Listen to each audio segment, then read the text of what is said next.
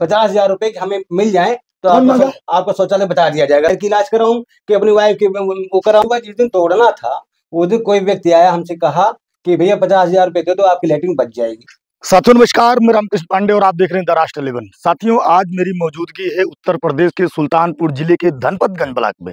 मैं खड़ा हूं चंदौर में, और चंदौर ग्राम पंचायत की ये भवानीपुर गांव है, उसी गांव के तहत मैं खड़ा हूं। योगी सरकार का कहीं न कहीं फरमान है कि जो अवैध कब्जे हैं उन्हें हटाया जाए। ये सही भी है कि अगर कहीं अवैध कब्जे हैं तो उन्हें हटाया जाए।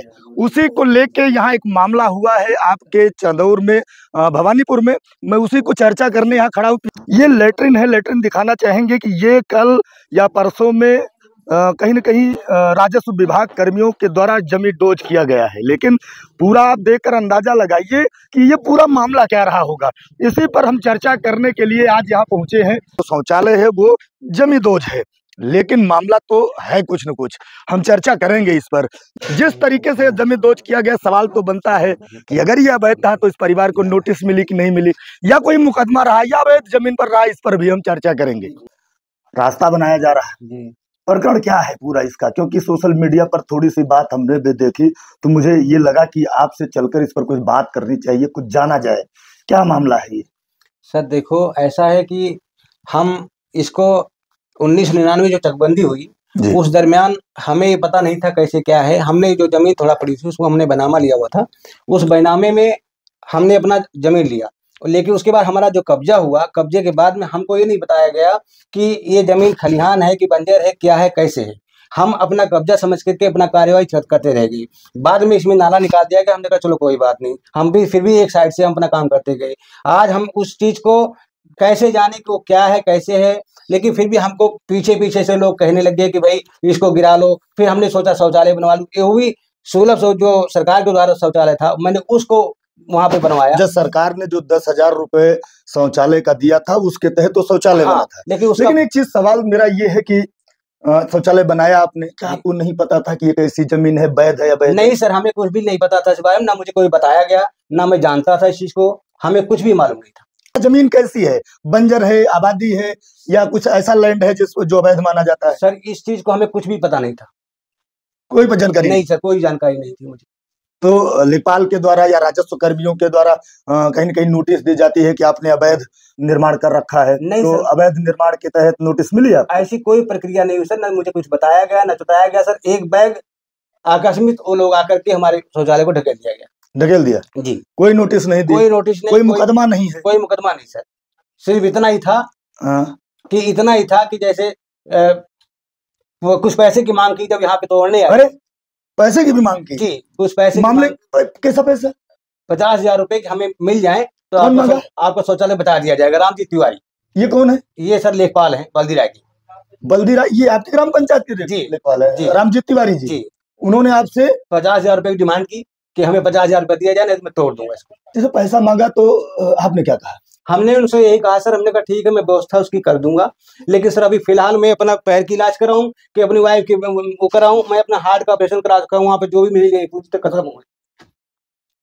अब बताइए मैं कहाँ से क्या करूं? मतलब पैसा नहीं देंगे तो आपका शौचालय गिरा दिया जाएगा। एक बार बचा दिया गया, लेकिन जब मैं पैसा बोला उपले तत्काल दो, मैं कहा तत्काल नहीं दे पाऊंगा, मैं बाद में इसकी व्यवस्था कर दूंगा। लेकिन वो ऐसा करते हुए मेरा शौचालय को बचा दिया, लेकिन जब उन्होंने सोचा बोले कि आज ही दे दो, मैं कहा आज मैं नहीं दे पाऊंगा। तो उसके बाद पीछे साइड से जाकर के हमको बिना सोचे के लाके एक बार जेसीबी से ढकेल दिया सीधा। इसकी सूचना जैसे माननीय उप जिलाधिकारी महोदया है या तहसीलदार हैं या नायब साहब हैं, ऐसे मामले को कभी आपने उनको संज्ञान में दिया कि हमारे साथ ये हुआ? नहीं, यहाँ पे सारे पूरा प्रशासन यहाँ पे आया हुआ था। हम किसको संज्ञान में थे? नायब भी थे, लेखपाल भी थे, ग्राम प्रधान भी थे, सब थे यहाँ। अच्छा, ग्राम प्रधान, पुलिस प्रशासन भी था, सारे थे।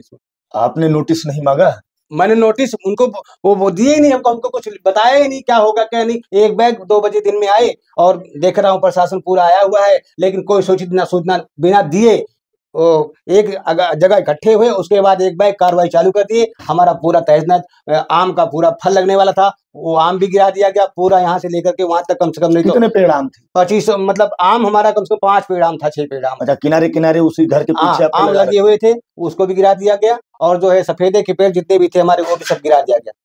अभी आगे की प्रक्रिया आप क्या करना चाहते हैं, प्रशासन से क्या कहना चाहते हैं? हम प्रशासन से यही कहना चाहते हैं, हमें कोई अगर वो चीज आपकी है या सरकार की है या हमारी, हम इस बारे में जानकारी तो थी नहीं। अगर आपका था, हमें आपको पहले सूचित करना था इस बात के लिए कि भाई ये सरकारी जमीन है, इस पे से अपना कब्जा हटा लो।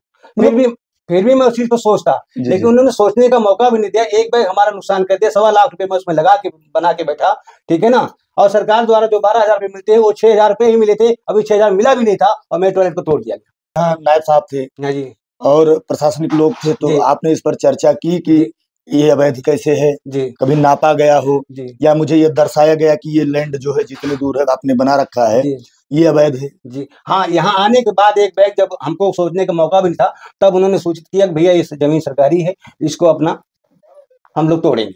एक बार जिस दिन तोड़ना था, उस दिन कोई व्यक्ति आया, हमसे कहा कि भैया 50,000 रुपए दे दो, आपकी लैट्रिन बच जाएगी। हमने कहा मेरी लैट्रिन, हमने कोई हमें इस बारे में पता ही नहीं कि हमारा अवैध है या नहीं अवैध है, तो हम कैसे कह दे कि मैं आपको 50,000? वो आदमी पहचानते हो कि वो कौन नहीं था? जी, वो मैं अनजान आदमी था। वो किसी मतलब अधिकारी के माध्यम से कि किसके माध्यम से हमें नहीं पता है कि किसके माध्यम से आया था, लेकिन वो आया था, हमसे बोला। हमने कहा मैं व्यवस्था नहीं कर, मेरा पैर फ्रैक्चर है, मैं हार्ट का मरीज हूँ, मैं बताइए अपनी गोली की दवाई, मैं बेरोजगार वैसे भी हूँ, मेरा कोई मतलब एक पैसे की आमदनी नहीं घर पे, बताइए मैं अपने बच्चे छोटे से पालूं, मैं क्या करूँ? या जिनको 50,000 रुपए दूं तो मेरे टॉयलेट बचाया जाए, ऐसा कैसे होगा? सरकार कहती कि हमारा अपना आपका टॉयलेट बनाएंगे, आपको सुलभ शौचालय देंगे, आपको ये करेंगे, और हमारा ही बनाया गया शौचालय तोड़ देगा बिना बताए, बिना नोटिस के।